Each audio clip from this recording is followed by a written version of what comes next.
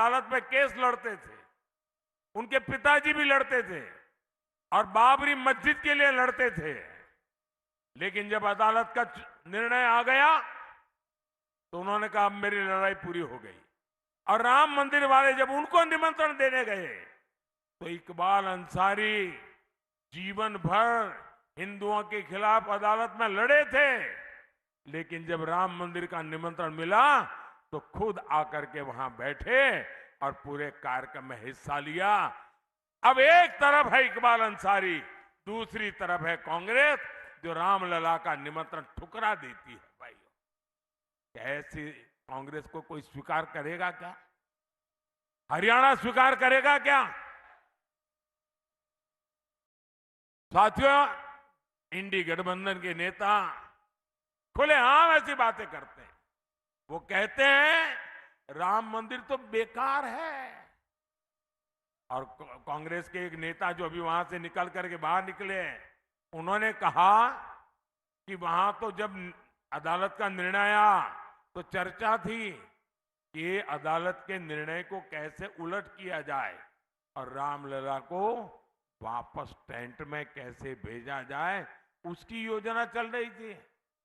मैं आपसे पूछना चाहता हूं कि आप कांग्रेस और इंडी वालों की जहरीली राजनीति को कामयाब होने देंगे क्या? इन्हें जवाब मिलेगा कि नहीं मिलेगा? साथियों, सरकार जब ईमानदार होती है तो उसका सबसे बड़ा लाभ हमारे नौजवानों को होता है। हमारे हरियाणा के युवाओं के पास पहले भी भरपूर क्षमता थी, लेकिन आज वही युवा खेलों में अपना झंडा गाड़ रहा है। मोदी ने 2014 में सरकार में आने के बाद खेलों का बजट 3 गुना बढ़ा दिया है और मोदी कहता है खूब खेलो, खूब मेडल ले आओ। देश में एक से बढ़कर एक ट्रेनिंग सेंटर बनाने हो, अपने खिलाड़ियों को विदेश में ट्रेनिंग दिलवानी हो, मोदी सरकार खिलाड़ियों को सुविधा देने के लिए एक पैसे का मुंह नहीं देखती है। आज हजारों खिलाड़ियों को टॉप जैसी योजना का लाभ मिल रहा है। इसके तहत हर खिलाड़ी को भारत सरकार हर महीने 50,000 रुपए से ज्यादा दे रही है। ऐसे ही प्रयासों का नतीजा है ओलंपिक्स में भारत ने अब तक सबसे ज्यादा मेडल जीते हैं। एशियन खेलों में तिरंगे की धाक बढ़ी है। यूनिवर्सिटी गेम में हमने रिकॉर्ड बनाया है। साथियों, भारत अभी से 2036 ओलंपिक भारत में लाने के लिए योजना करके काम कर रहा है। आप देखिएगा कुछ ही साल में भारत में पहला ओलंपिक भी हम होता हुआ देखेंगे दोस्तों, और उसमें तिरंगे की धूम होगी। उसमें हम हरियाणा और सोनीपत के युवाओं को देश के लिए सोना लाते देखेंगे। साथियों, आप लोग मुझे जानते हैं, मैंने सालों तक हरियाणा की रोटी खाई है। यहां की माताओं बहनों का मुझ पर कर्ज है। ये कर्ज मोदी अपनी मेहनत से लौटाएगा और इसलिए हरियाणा का विकास ये मोदी का सपना नहीं, मोदी का संकल्प है। जो 60 साल में नहीं हुआ वो 10 साल में मोदी ने करके दिखाया है। आज अकेले हमारे हरियाणा से 12 एक्सप्रेसवे गुजर रहे हैं। 12 एक्सप्रेसवे, इनमें से 4 एक्सप्रेसवे सोनीपत के पास से गुजर रहे हैं। सोनीपत में रेल कोच नवीनीकरण कारखाना बनाए, खरखौदा में मारुति सुजुकी का कारखाना बनाने का प्लांट इस क्षेत्र में रोजगार के नए मौके बनाएगा। जिंद सोनीपत में पीने के पानी की समस्या थी, इसके लिए भाखड़ा से 400 करोड़ रुपए के प्रोजेक्ट मंजूर कर दिया गया है।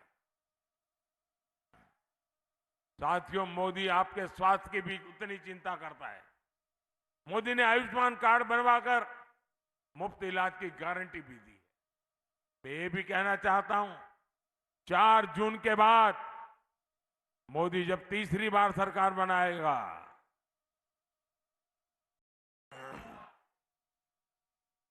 तो आपके परिवार में 70 साल से ऊपर के जो भी लोग हैं, 70 साल के ऊपर के आपके माता पिता, दादा दादी, नाना नानी, चाचा चाची जो भी है, अब इनके बीमारी में इलाज का जिम्मा आपका नहीं, ये आपका बेटा मोदी करेगा।